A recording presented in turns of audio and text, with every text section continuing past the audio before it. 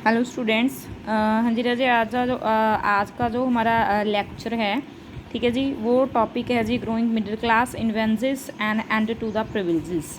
ठीक है कि किस प्रकार से जो मिडिल क्लास लोग थे, मिडिल क्लास लोगों ने आवाज़ उठाई थी राजे। इस टॉपिक में हमने यही पढ़ना है कि किस प्रकार जो मिडिल क्लास के लोगों ने ये आवाज़ उठाई थी कि जिन लोगों को विशेष राइट्स मिले हुए हैं, उन विशेष राइट्स का क्या होना चाहिए जी, एंड होना चाहिए।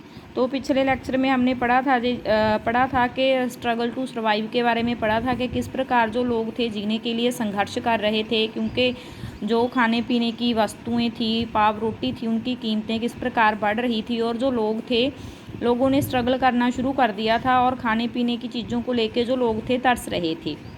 तो ये सारा कुछ किसकी वजह से हुआ था राजे? लुई 16 की वजह से हुआ था, क्योंकि उसको नहीं पता था कि किस प्रकार मैंने अपनी जो जनता है, जो मेरे देश के जो लोग हैं, किस प्रकार उनको क्या करना है, संभालना है। ऊपर से उसने क्या किया था जी? ऊपर से उसने टैक्स लगा दिया था। टैक्स किन के ऊपर लगाया था जी? थर्ड स्टेट के उन लोगों के ऊपर लगाया था जिनके पास पहले से ही इनकम का कोई सोर्स नहीं था।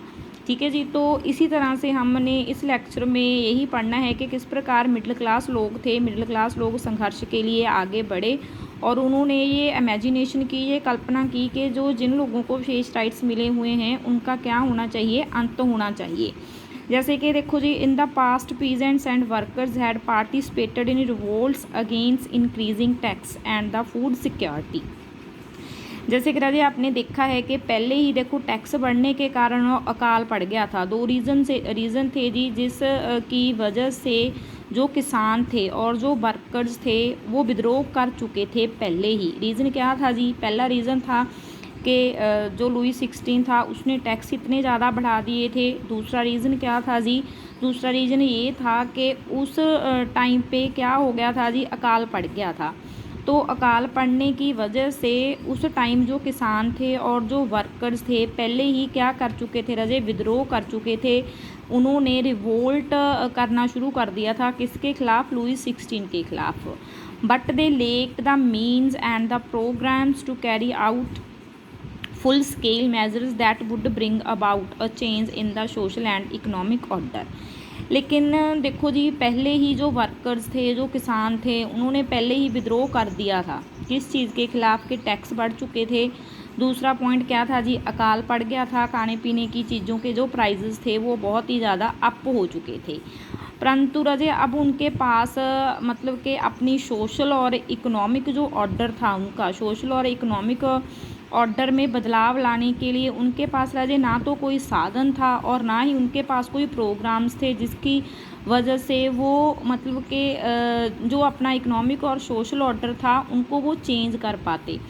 तो ये रिस्पॉन्सिबिलिटी राजे किन्होंने संभाली? तो this was left to those groups within the third state who had become prosperous and had access to education and new ideas. तो इस तरह से राजी ये रिस्पॉन्सिबिलिटी अब किन्होंने संभाली? ये रिस्पॉन्सिबिलिटी तीसरे स्टेट के उन लोगों ने संभाली। उन लोगों ने अब आवाज़ उठाई। तीसरे स्टेट के कौन से लोग जी? जो क्या थे? प्रॉस्पेरियस थे, मतलब कि खुशहाल थे, एंड जो एजुकेटेड लोग थे जिनके पास नए नए क्या थे जी? आइडियाज़ थे। तो उन लोगों ने क्या किया जी? ये रिस्पॉन्सिबिलिटी संभाली कि हम अपने इकोनॉमिक और सोशल ऑर्डर को सही करेंगे और जो जिनको विशेष जन्मजात राइट मिले हुए हैं उन राइट का खात्मा क्या करेंगे? वो लोग करेंगे। तो इस तरह से क्या हुआ जी? The 18th century witness the emergence of social groups term the middle class who earned their wealth through in the expanding overseas trade and from the manufactures of goods such as woolen and silk textile that were either exported or bought by the rich members of the society. तो 18वीं सदी में राजे क्या हुआ? 18वीं सदी में एक नया सामाजिक समूह का उदय हुआ, एक सोशल ग्रुप था। 18वीं सदी में एक नए सोशल ग्रुप का मतलब कि राइज हुआ। तो सोशल ग्रुप जिसे हम क्या कह सकते हैं जी? जिसे मध्य वर्ग कहा गया है। ठीक है, जिसे हम क्या कहते हैं? मिडिल क्लास लोग कहते हैं। उस ग्रुप का राइज हुआ, वो ग्रुप का उदय हुआ जिसने क्या किया जी? जिसने मतलब कि उस टाइम जो व्यापार था, समुद्री व्यापार होता था राजे उस टाइम, जिसने क्या किया? फैलते समुद्री व्यापार और ऊनी तथा रेशमी वस्त्रों के प्रोडक्शन के बल पर अपना जो पैसा था वो क्या किया था जी? इकट्ठा किया था। ठीक है। मतलब कि उन्होंने क्या किया, समुद्री व्यापार से एक तो पैसा इकट्ठा किया। दूसरा पॉइंट क्या था जी, दूसरा पॉइंट ये था कि उस टाइम अगर प्रोडक्शन होता था तो ऊनी और रेशमी कपड़ों का क्या होता था जी, प्रोडक्शन होता था। इन दोनों चीज़ों के बल पर उन्होंने क्या किया जी, पैसा इकट्ठा किया, ठीक है। और पैसा इकट्ठा करने के बाद राजे उन्होंने ऊनी तथा जो रेशमी कपड़ों का जितना भी निर्यात किया था उन्होंने, ठीक है, जितना भी ऊनी और रेशमी कपड़ा वहाँ पे मिलता था, जितना भी उन्होंने उनका एक्सपोर्ट किया था, वो एक्सपोर्ट राजे समाज के जा तो वो लोग खरीदते थे जो कौन से लोग थे जी, समाज के प्रॉस्पिरियस लोग थे, समाज के जो क्या थे जी, खुशहाल लोग थे। वो उनका जो भी मतलब कि प्रोडक्शन होता था मतलब उनको बेचा जाता था। तो तीसरे स्टेट में इनमें कौन कौन से लोग थे जी, तीसरे स्टेट के वो लोग ही उनका जो कपड़े का प्रोडक्शन था वो खरीदते थे। तीसरे स्टेट में इन सौदागरों के अलावा, ठीक है, और जो मतलब कि चीज़ों का प्रोडक्शन करते थे इनके अलावा और कौन कौन से लोग शामिल थे जी, और मतलब कि जो भी प्रशासनिक सेवा में शामिल थे, जैसे वकील हो गए, पेशावर लोग हो गए, वो सारे के सारे लोग क्या थे जी, शामिल थे, जो इन प्रोडक्शन को क्या करते थे, खरीदते थे। और सारे के सारे राजे जो ये लोग थे, ये सभी लोग क्या थे, सारे के सारे ये सभी लोग क्या थे जी, पढ़े लिखे थे। और इनका मानना क्या था, all of these were educated and believed that no group in social should be privileged by birth.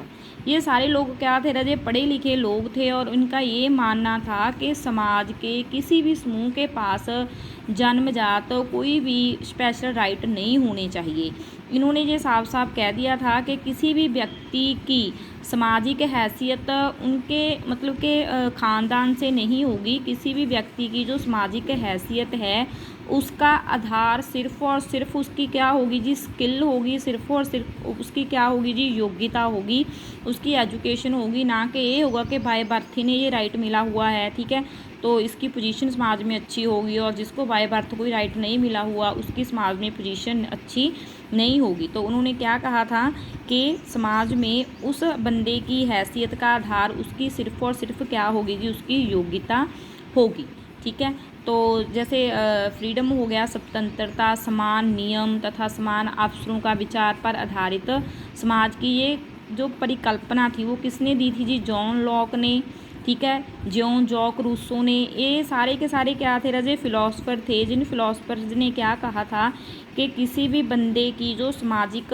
हैसियत है वो उसके ख़ानदान से या उसके जन्म से उसको ये मिली हुई है उसके आधार पे नहीं होगी, बल्कि उसकी योग्यता के आधार पे होगी कि इसकी एजुकेशन क्या है, इसमें स्किल्स क्या क्या हैं, ठीक है जी।